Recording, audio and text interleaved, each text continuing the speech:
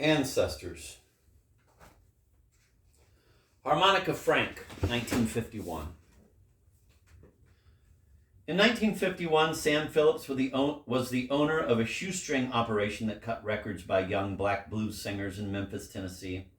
A few years later, he would shape the careers of such founding rockers as Elvis Presley, Carl Perkins, Roy Orbison, and Jerry Lee Lewis. Today, he counts his money, but at least one writer has stepped forward to call him America's Real Uncle Sam, a title he might like.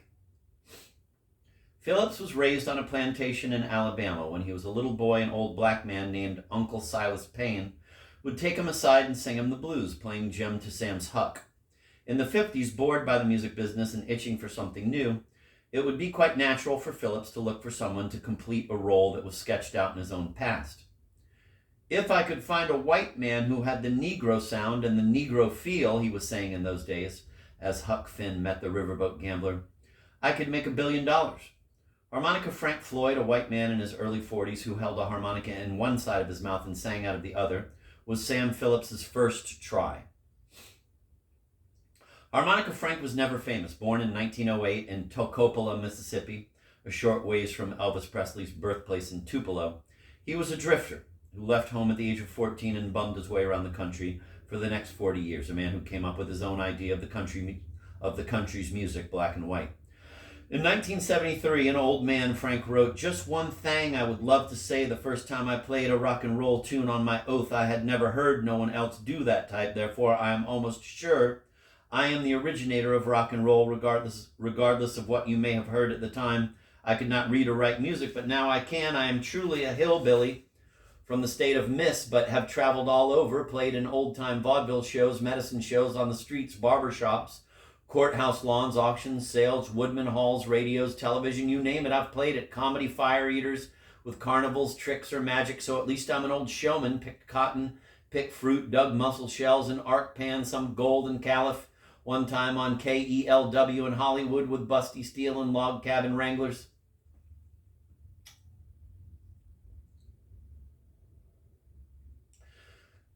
You see, I played rock and roll before I ever heard of Elvis Presley. I saw him in Memphis before he ever made a record with Sam Phillips on North Main in Memphis, Tennessee. Frank cut many sides in 1951 for Phillips, who leased a few to Chess, the Chicago blues label. They didn't sell. Phillips recorded 2 more tunes and put them out as a single on his own Sun label in 1954, just before Elvis Presley's first record was released, but the disc went nowhere.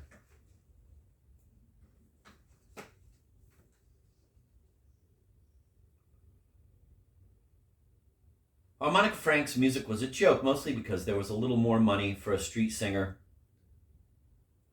who could make people laugh, yet there was an edge to Frank's music, a fool's resistance to the only role he knew. And that, along with the vitality and invention of the sounds Frank made, was a key to the inarticulate desire shared by Sam Phillips and the impatient new audience whose presence he sensed. Old Sam Phillips only had one thing to tell me, Harmonica Frank says today. Said it over and over. Give me something different. Give me something unique. In his own way, Harmonica Frank was as much a maniac as Little Richard. He sounded like a drunken clown who's seen it all, remembers about half of that, and makes the rest up. He put together a style of country rock that did not really find an audience until years later,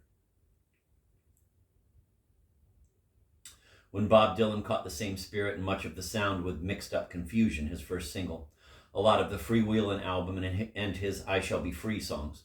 In a broader sense, Frank can be heard every time a rocker's secret smile breaks open, when Randy Newman sings from the bottom of a bottle, or when Levon Helm gurgles Hee Hee in the middle of Up on Cripple Creek, the band's sexiest song.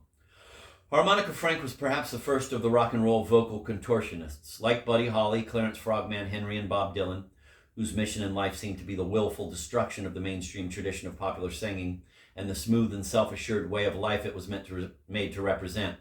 Frank screeched, he bellowed, croaked, cackled, and moaned, carrying his songs and never mind about the tune. He was a noisemaker.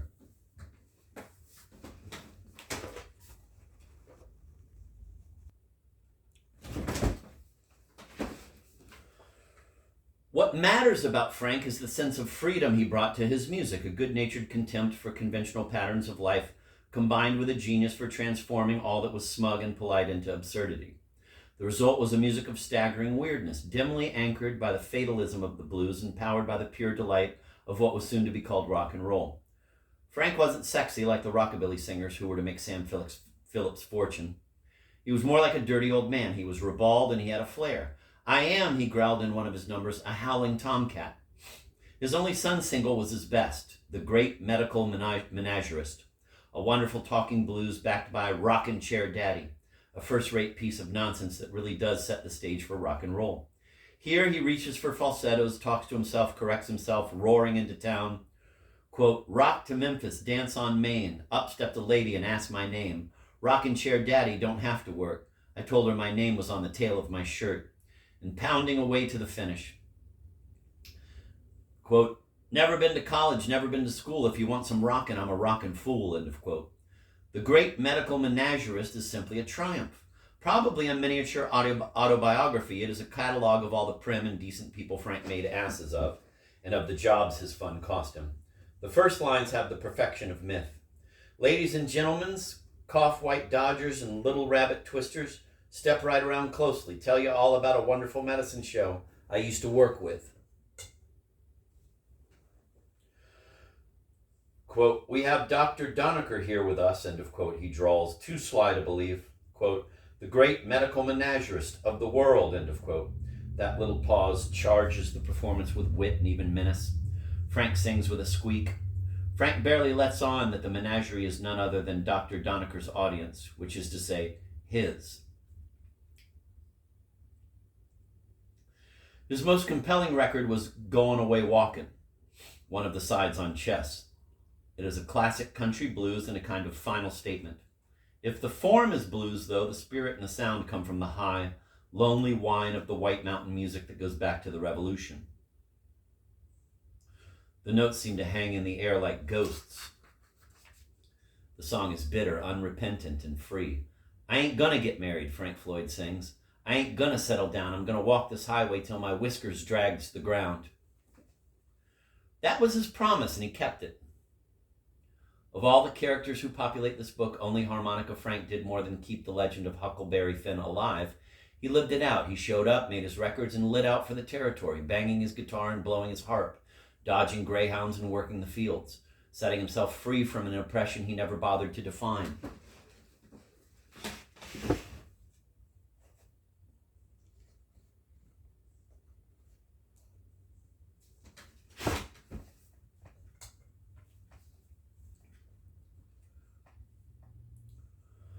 His humor, his cutting edge, came like twains from that part of the American imagination that has always sneered at the limits imposed by manners. The strain that produced both obscenity and the tall tale, two forms of a secret revolt against the Puritans who founded the country and against the authority of their ghosts. It is a revolt against the hopeful morality of Twain's aunts and the tiresomeness of Ben Franklin doing good and being right. A revolt against pomposity and arrogance. And this revolt is powerful stuff, after all. How long would Ahab have lasted if he'd been up against a howling weirdo like Harmonica Frank instead of a dumb Christian like Starbuck?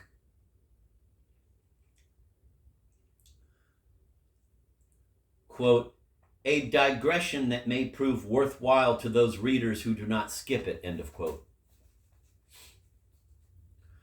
Our latest Ahab almost had it both ways because there was a lot of Harmonica Frank and Lyndon B. Johnson, once president of all the people. One of America's secrets is that the dreams of Huck and Ahab are not always very far apart. Both of them embody an impulse to freedom, an escape from restraints and authority that sometimes seems like the only real American story there is. That one figure is passive and benign, the other aggressive and in the end malignant. The one full of humor and regret, the other cold and determined never to look back.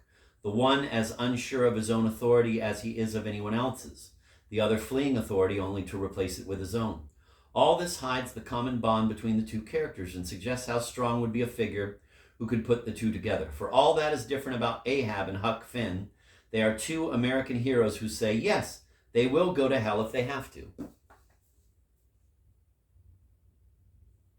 The obsessiveness and the wish for peace of mind that most easily set Ahab and Huck off from each other, on the surface anyway, are cornerstones of how rock and roll works and what it is for. But we will find the two spirits together more often than not.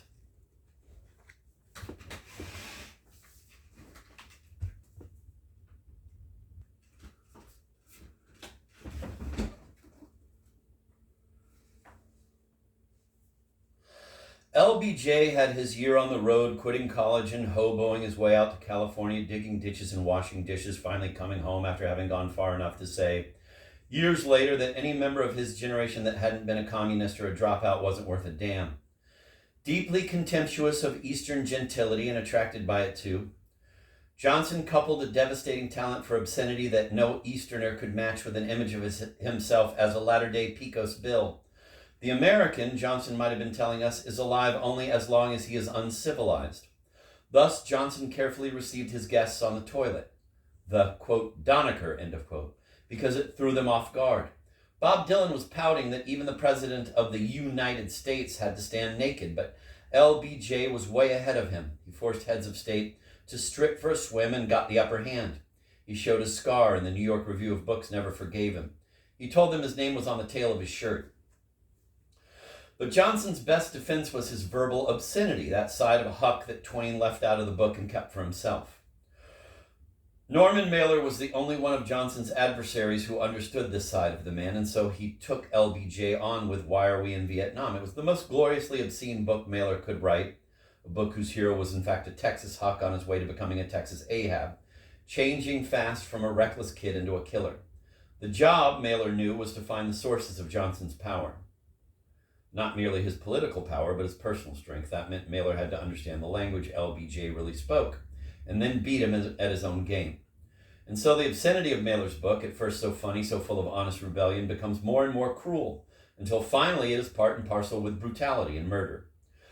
But Mailer didn't win the fight with Lyndon Johnson. The richest, riskiest passages of his book cannot compare with the offhand remark Johnson made when he was asked why he had not told the people more about Vietnam. Quote, if you have a mother-in-law with only one eye, and that eye is in the middle of her forehead, you don't keep her in the living room, end of quote. If anything could redeem the arrogant obsessions of the man who introduced us to the obscenity of the burnt baby, it was a style of personal obscenity.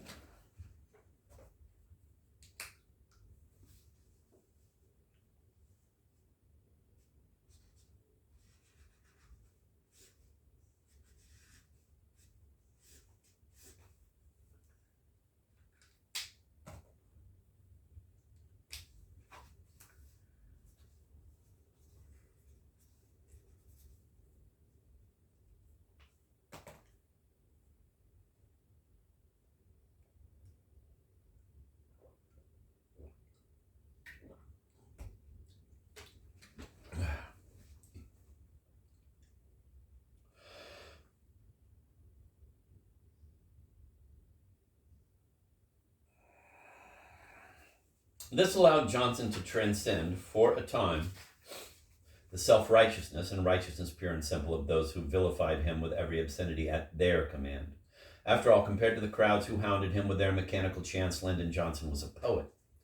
Perhaps, if the political language of America was as free as its secret language, LBJ could have made king shit a title to be reckoned with.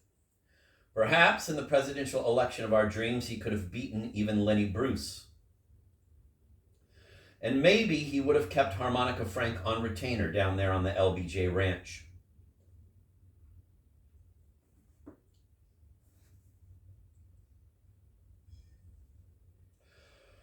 Harmonica Frank's music, like LBJ's language, has a spirit that occasionally emerges to redeem those impulses in American life that are cold, bitter, and corrupt.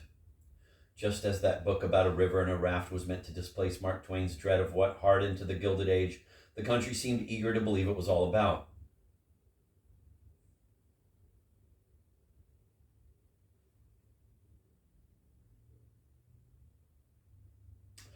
A good part of the impact of rock and roll had to do with its anachronistic essence, the way it seemed to come out of nowhere. The big surprise that trivialized the events that governed daily life. Rock and roll gave the kids who had seen no alternative but to submit to those events a little room to move. Any musicologist, neatly tracing the development of the music, can tell us that rock and roll did not come out of nowhere, but it sounded as if it did. It was one of those great twists of history that no one anticipated. No one, that is, except a few men like Sam Phillips who were looking for it, looking for something to break the boredom they felt when they turned on the radio.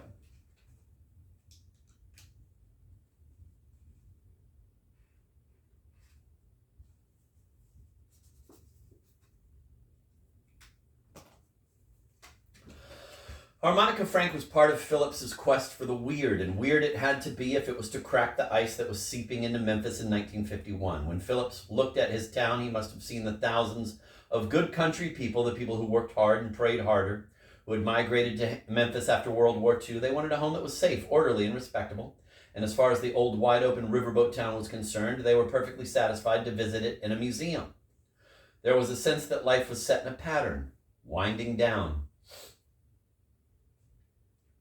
Quote, "It seemed to me that Negroes were the only ones that had any freshness left in their music," end of quote. Phillips has said of those days when he was looking for a white man. Maybe it was a white man who sounded like a cross between a barnyard and a minstrel show. Harmonica Frank, say, maybe a cocky kid, child of those new Memphians who sang a new kind of blues. Certainly it had to be someone who toyed with race, the deepest source of limits in the South. The alternative for Phillips as a record producer was the white country music of the Carter family, Jimmie Rodgers, Hank Williams, Patsy Cline. But leaving aside the fact that Phillips was not likely to make $1 billion on it, there was a problem with that music. It so perfectly expressed the acceptance and fatalism of its audience of poor and striving whites, blending in with their way of life and endlessly reinforcing it, that the music brought all it had to say to the surface, told no secrets, and had no use for novelty. It was conservative in an almost tragic sense, because it carried no hope of change, only respite. By the early 50s, this music was all limits. Country music was entertainment that made people feel better, as all true American folk music is, before it is anything else. But at its deepest, country music was a way of holding on to the values that were jeopardized by a changing post-war America. Country music lacked the confidence to break things open because it was not even sure it could find space to breathe. Hank Williams was eloquent, but his eloquence could not set him free from the life he sang about. He died proving it, overdosing in the back of a car on his way to one more show.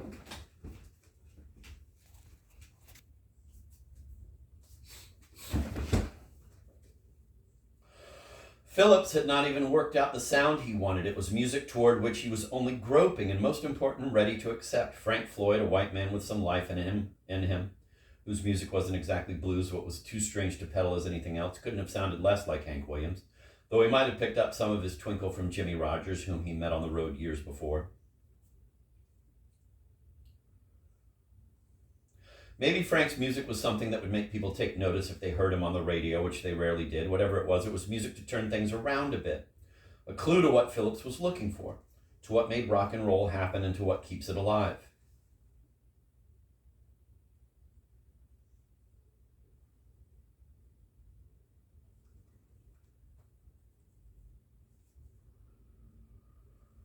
What Phillips was looking for was something that didn't fit, that didn't make sense out of or reflect American life as everyone seemed to understand it, but which made it beside the point, confused things, and affirmed something else. What? The fact that there was something else.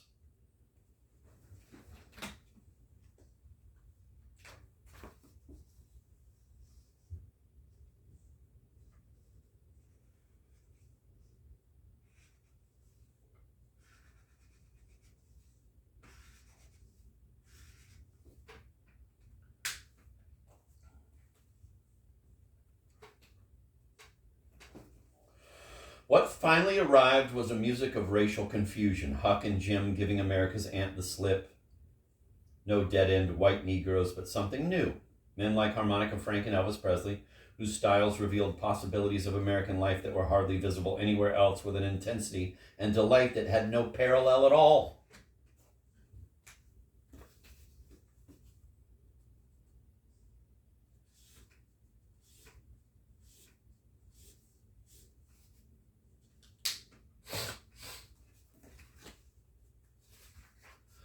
The music unleashed by Elvis, Little Richard, and the rest of the early rockers was a thrill, and it was also unnerving. I recall hearing Little Richard's Rip It Up for the first time, loving the sound, but catching the line, quote, "Fool about my money, don't try to save," end of quote, and thinking, well, that is foolish. Had Harmonica Frank's Rockin' Chair Daddy been on my radio, I would have been appalled that anyone could skip college and be proud of it. I know that when Elvis was drafted, I felt a great relief because he made demands on me. It was close to what I felt when the politics of the 60s faded, an ambivalent feeling of cowardice and safety. I loved his records. Hound Dog was the first I ever owned. All Shook Up, the first I bought. And You're So Square, Baby, I Don't Care, the title may sum up this dilemma. My first Private Treasure, a record I loved that no one else seemed to like. But I didn't like, that is, didn't understand what the Big E did to the girls I went to school with, or the way he looked on the cover of his first album, demented, tongue hanging down to his chest, lost in some ecstasy completely foreign to me. What was this? Harmonica Frank wasn't the source of this confused delight, not in terms of musicology anyway, because almost no one ever heard him. But he was in on it. He helped Sam Phillips open the doors the King walked through. More than that, he was a harbinger of a certain American spirit that never disappears no matter how smooth things get. Robert Johnson, 1938. Quote, when the train left the station, it had two lights on behind. When the train left the station, it had two lights on behind. Well, the blue light was my blues, and the red light was my mind. All my love's in vain, end of quote. Robert Johnson, Love in Vain. Quote, you know how it feels, you understand what it is to be a stranger in this unfriendly land, end of quote. Bobby Blue Bland, Lead Me On. It may be that the most interesting American struggle is the struggle to set oneself free from the limits one is born to, and then to learn something of the value of those limits. But on the surface, America takes its energy from the pursuit of happiness, from, quote, a love of physical gratification, the notion of bettering one's condition, the excitement of competition, the charm of anticipated success, end of quote. Tocqueville's words.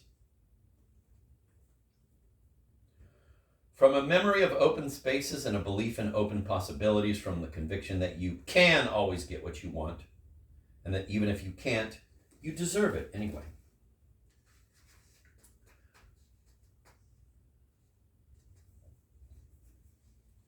Next is a quote from F. Scott Fitzgerald. Most of the big shore places were closed now, and there were hardly any lights except the shadowy, moving glow of a ferry boat across the Sound. And as the moon rose higher, the inessential houses began to melt away until gradually I became aware of the old island here that had flowered once for Dutch sailors' eyes. A fresh green breast of the new world, its vanished trees, the trees that had made way for Gatsby's house, had once pandered to the last and greatest of human dreams.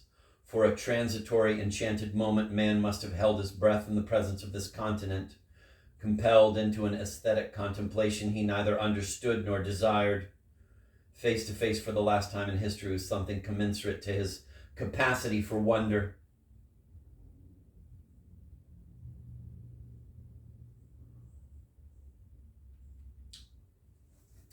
I'm going to reread that because the next sentence after that, that's the end of the quote from the book.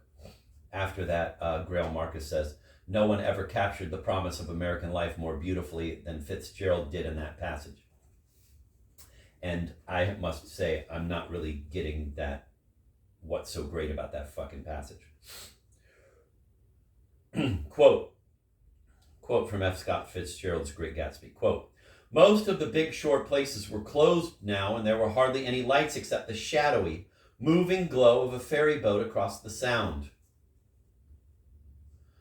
And as the moon rose higher, the inessential houses began to melt away until gradually I became aware of the old island here that had flowered once for Dutch sailors' eyes.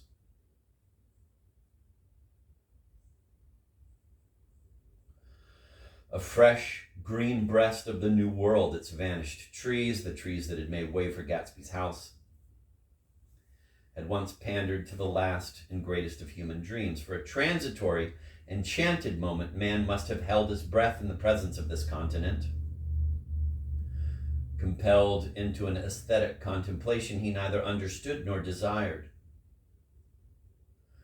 face to face for the last time in history with something commensurate to his capacity for wonder, end of quote. No one ever captured the promise of American life more beautifully than Fitzgerald did in that passage. That sense of America is expressed so completely by billboards, by our movies, by Chuck Berry's refusal to put the slightest irony into, quote, back in the USA, end of quote, by the way we try to live our lives, that we hardly know how to talk about the resentment and fear that lie beneath the promise. To be an American is to feel the promise as a birthright and to feel alone and haunted when the promise fails. No failure in America, whether of love or money, is ever simple. It is always a kind of betrayal of a mass of shadowy, shared hopes.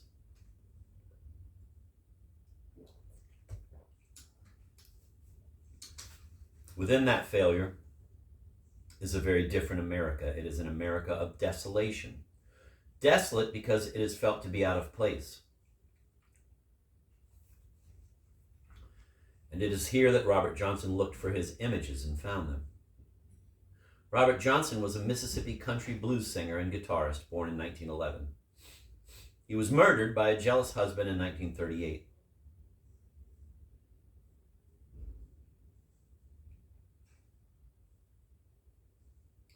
He died in a haze.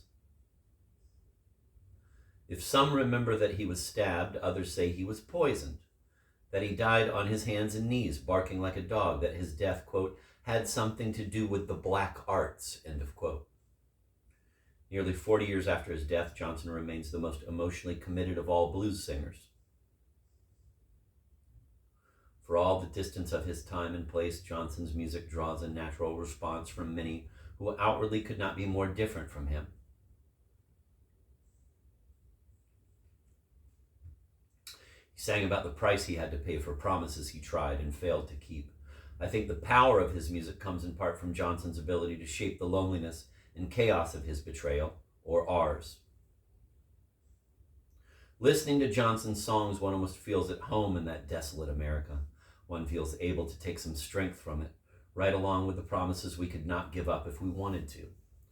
Like Charlie Patton, Tommy Johnson, Son House, or Skip James, the men who worked out the country blues form in the late teens and 20s, Robert Johnson sang in intense, dramatic music accompanied only by his guitar. He put down 29 of his songs for the old Vocalion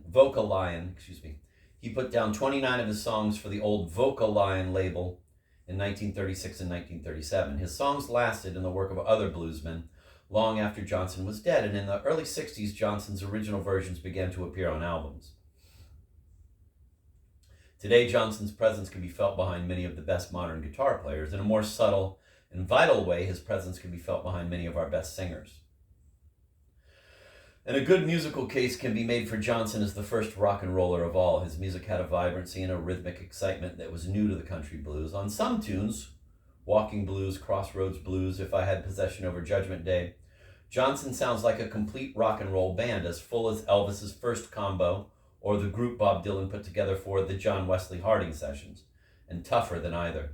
Johnson's way of looking at things, though, is just beginning to emerge.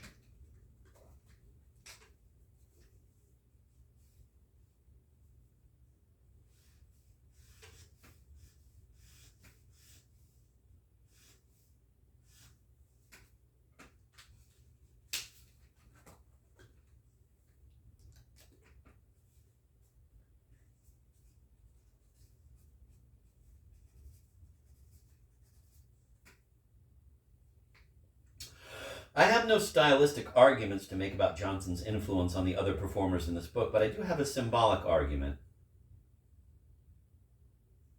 It seems to me that just as they all have a bit of Harmonica Frank in their souls, the artistic ambitions of the band, Sly Stone, and Randy Newman can at times be seen as attempts to go part of the way into the America Robert Johnson made his own.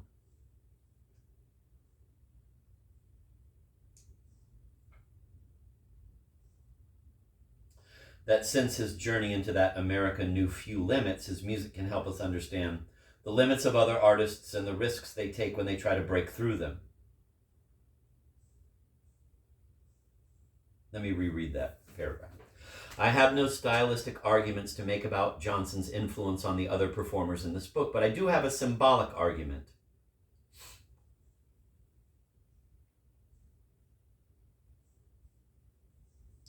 It seems to me that just as they all have a bit of Harmonica Frank in their souls, the artistic ambitions of the band, Sly Stone, and Randy Newman can at times be seen as attempts to go part of the way into the America Robert Johnson made his own. That since his journey into that America knew few limits, that since his journey into that America knew few limits, his music can help us understand the limits of other artists and the risk they take when they try to break through them.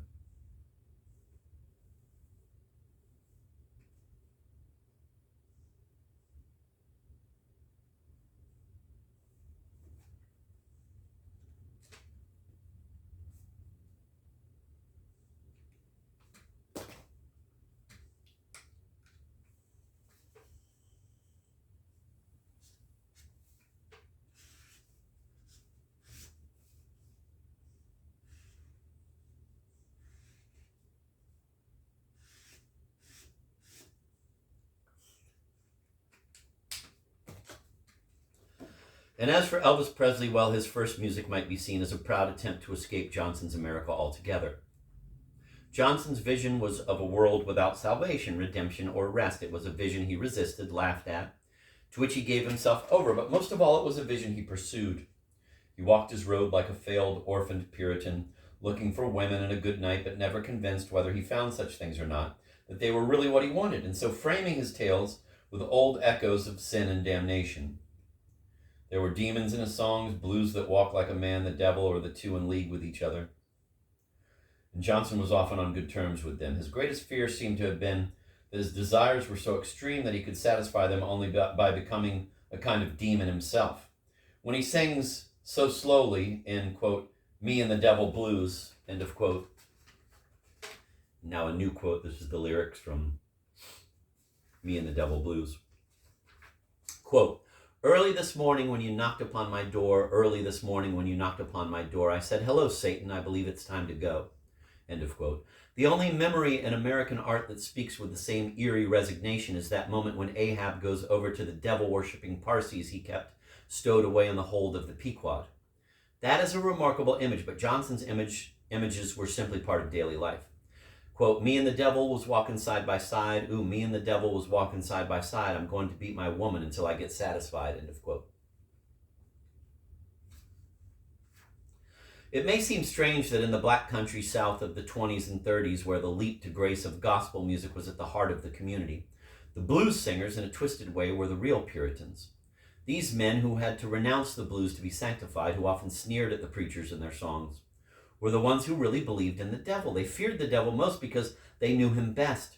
They understood far better than the preachers why sex was man's original sin, and they sang about little else.